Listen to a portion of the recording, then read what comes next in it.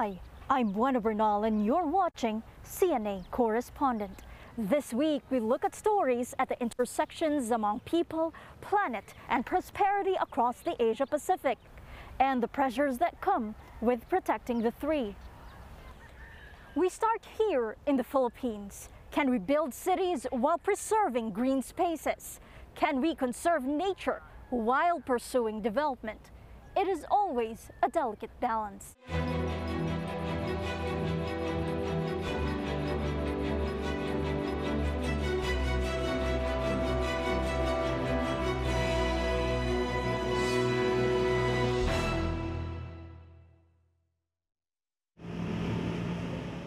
These intersecting branches, forming a canopy of green, bring not only shade, but also a sense of calm to the winding chaos of a busy street. But these mature trees along what is called Friendship Road in Angeles City are in a tense legal battle. Last January, a local court lifted the temporary environmental protection order that suspended the cutting down of 259 trees along this highway for its expansion. While road expansion projects are part of efforts to develop cities, ease traffic, and increase productivity, a recent global review says development has had a devastating cost to nature, and that cost is often unaccounted for. Economist Partha Dasgupta, who led the review, says nature's benefits are often invisibilized because nature is silent and unable to speak for itself.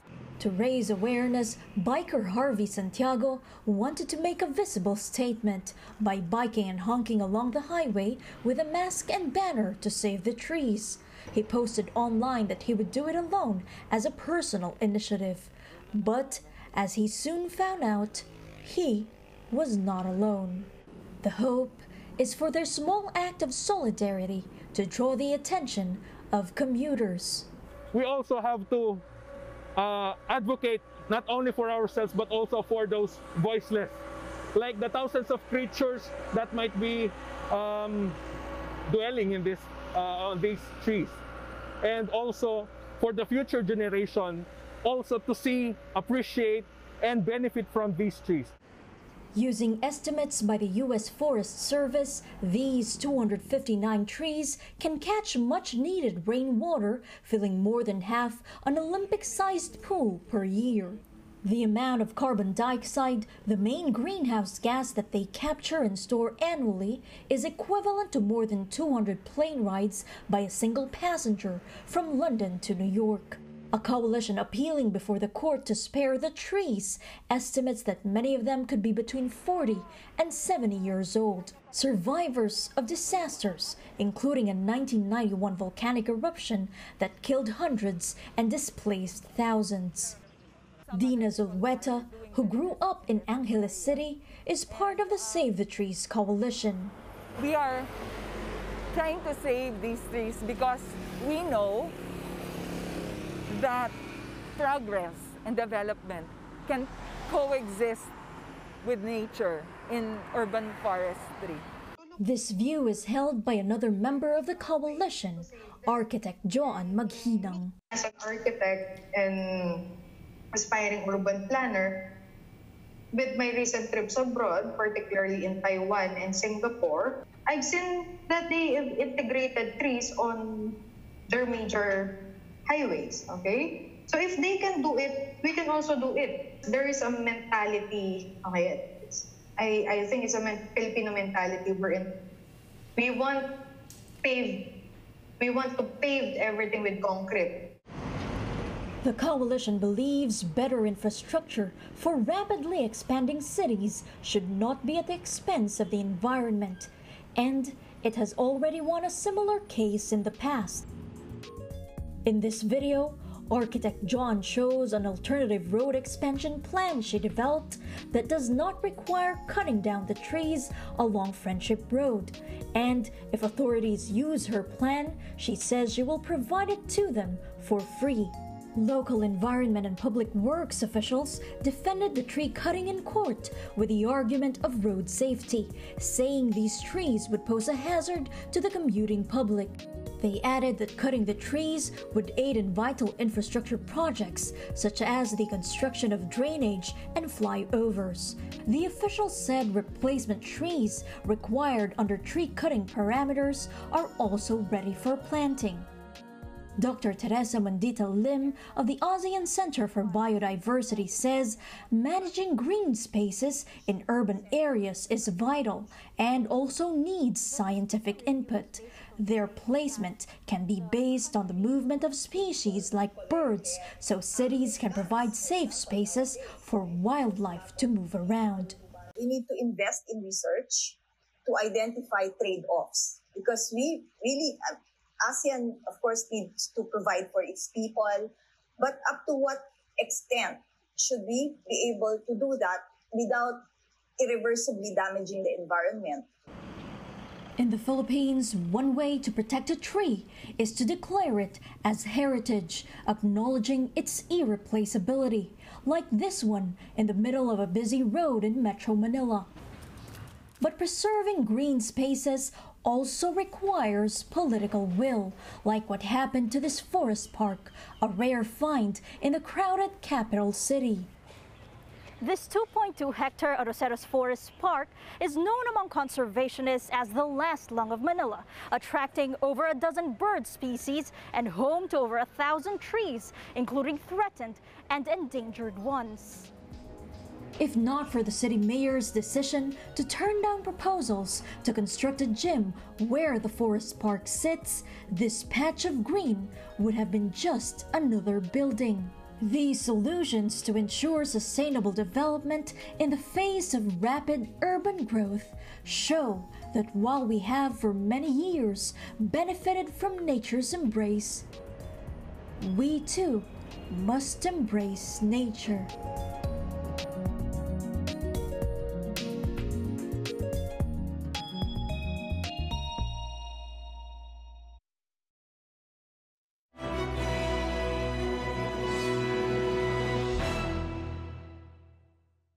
The agriculture industry faces various pressures, from economic to environmental and even political. Taiwan's pineapples have been caught up in cross-strait tensions, while in Australia, the shortage of a small insect could have big consequences for farmers.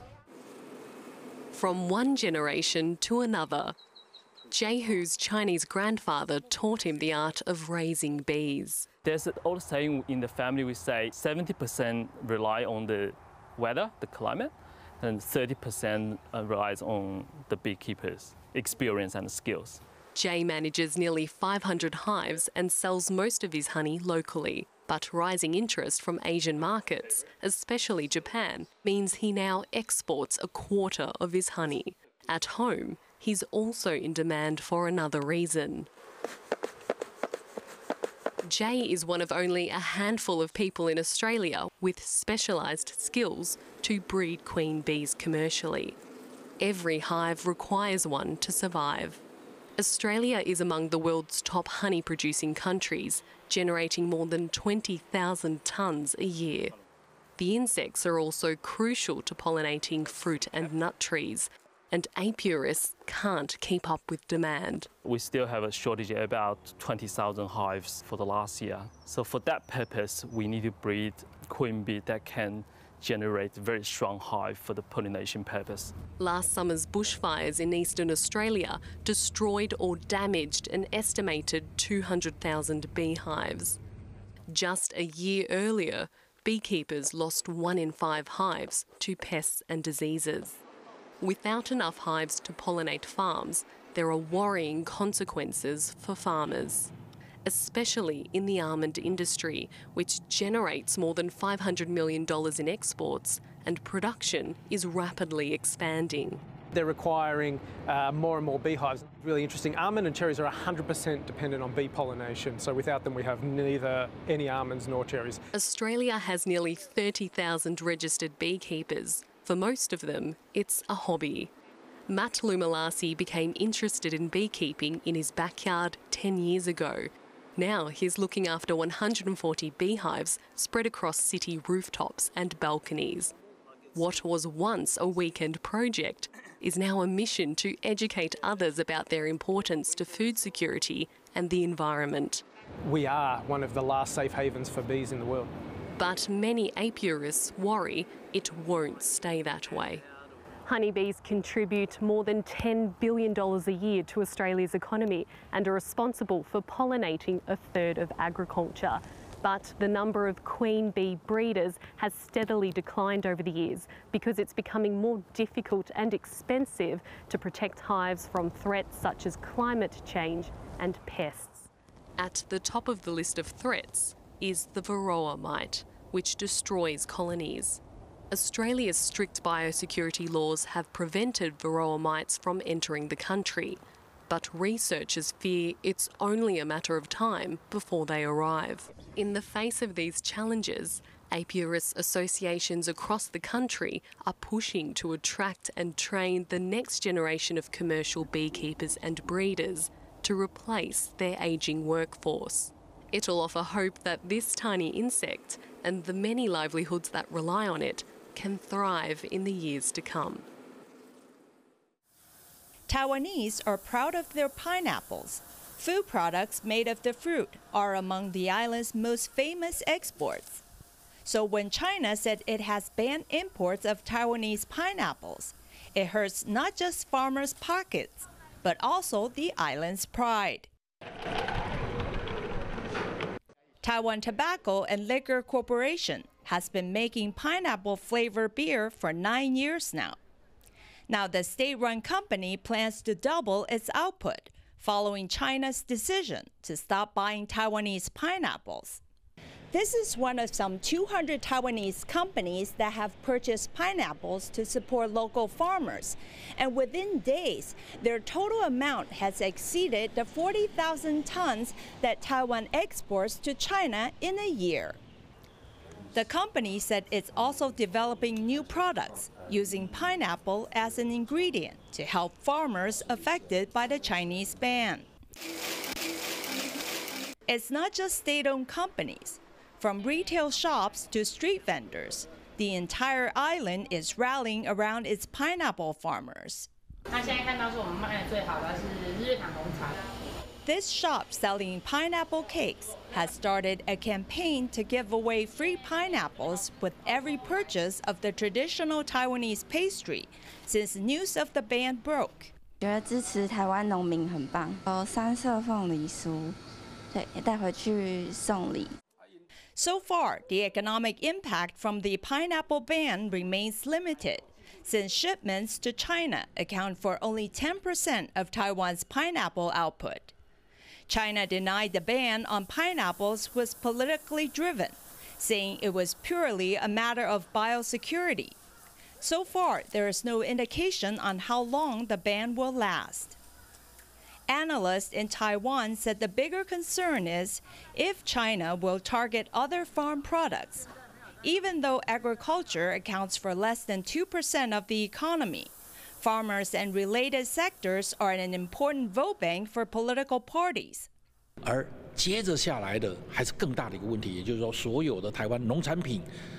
牵涉到的主要是民进党的一个基本盘在台湾的南部的这种民众的一种感受跟所受到的这种经济压力。那我觉得，民进党恐怕必须要把他的一个两岸政策呢，要尽快的跟大陆来做一个协商。 But there is no sign that the DPP government plans to soften its attitude towards Beijing anytime soon. The government has said it will seek to reduce the industry's reliance on the mainland market by diversifying exports to other countries, including Japan and Australia. Cross-strait relations have hit their lowest points in decades since President Tsai from the pro-independence DPP came into power in 2016. The two sides grow further apart in her second term as her administration wins stronger backing from the U.S. with the outbreak of COVID-19 and growing tensions between the two global powers.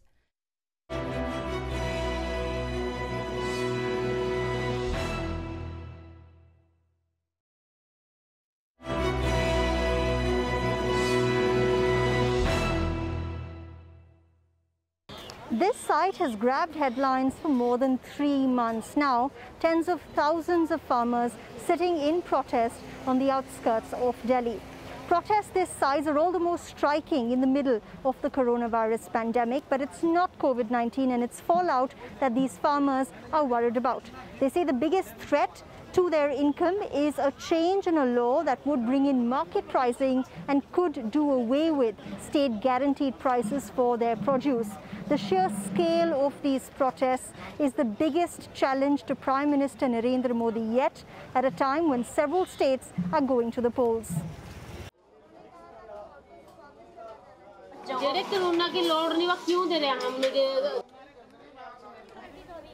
Not just chapatis, these women say they're hoping to shape a revolution. This group has travelled hundreds of kilometers to be here, and they tell me the fight to scrap India's new farm laws can only be won if every farmer participates. हम पूरे बैठे हैं बेटा, हम पूरे बैठे हैं, हमारे बच्चे पीछे बैठे हैं, जे हम पूरे बैठेंगे तो मोदी को जीत के जावांगे तो अपने घर पर जाएंगे. Gurpinder Kaur says this is her second trip to the protest site in as many months, and she plans to keep coming back.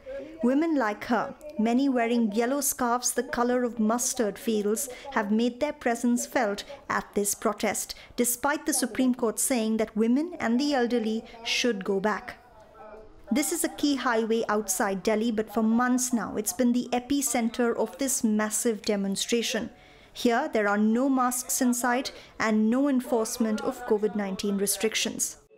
Protests aren't uncommon in India, but this is one of the longest and largest demonstrations against Prime Minister Modi's government since he came to power in 2014.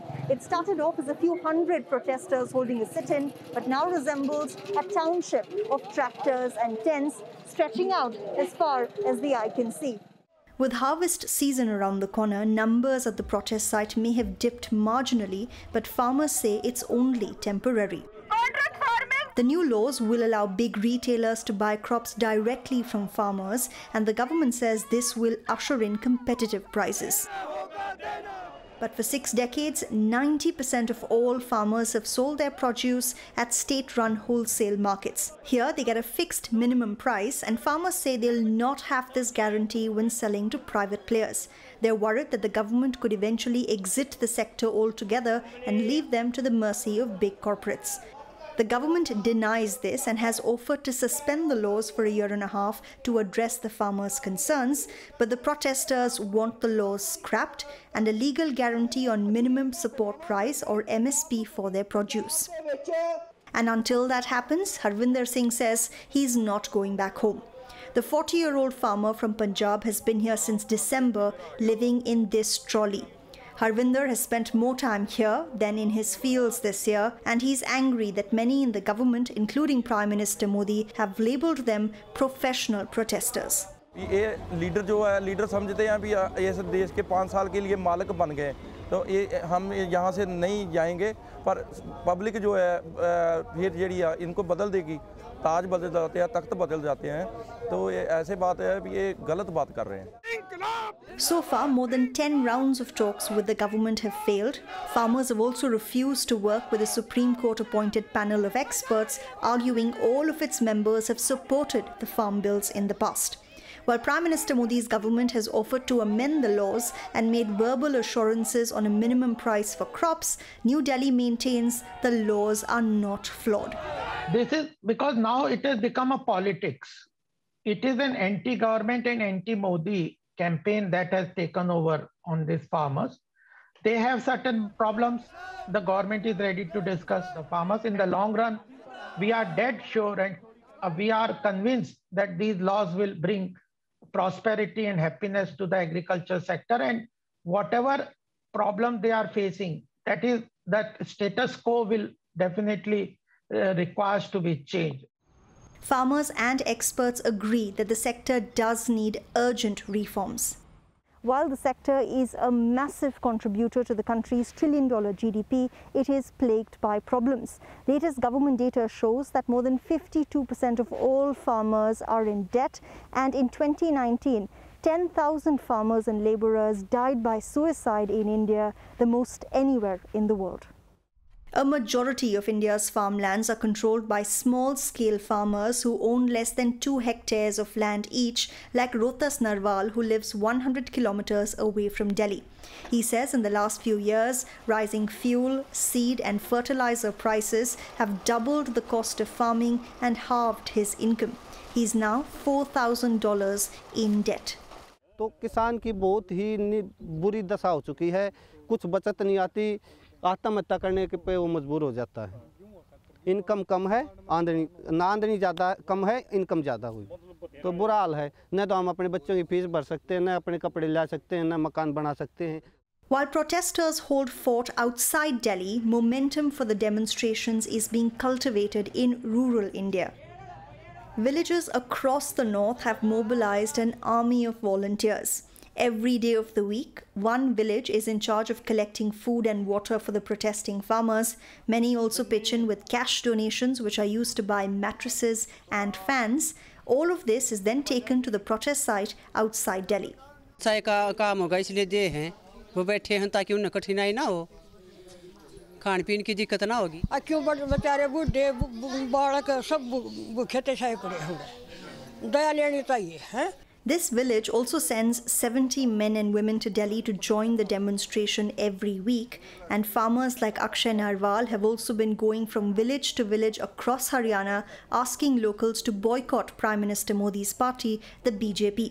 In recent elections, this village voted out the BJP's candidate, and protesters say they'll tour 4 states that go to the polls soon, asking farmers in those states to do the same. अगर ये आंदोलन का समाधान जल्द से जल्द सरकार नहीं करती है, तो हम सिर्फ बिलों की वापसी नहीं करवाएगा किसान। अगर आंदोलन लंबा चला तो सरकार की वापसी करवाने का काम करेगा किसान अब की बार। तो निश्चित तौर पे बीजेपी को नहीं स्वीकार करेगा किसान समाज, मजदूर समाज, छत्तीस बिरादरी। About half of India's population is employed in agriculture, and this makes farmers a crucial vote bank. In 2019, Prime Minister Modi won a rare second term on the back of promising to double farm income, and the ruling party says it hopes farmers will reconsider their decision. Political support is always a concern for any political party. We stand for farmers' support and vote, and we request them to support and understand the reality of the laws and how we want to come out with the benefit for the farmers. The agitation has now come to a boil, even as farmers gear up to face Delhi's brutal summer heat. The government says every day that protesters block Delhi's highways, India is losing billions of dollars. But the farmers believe they have a lot more to lose in the long run.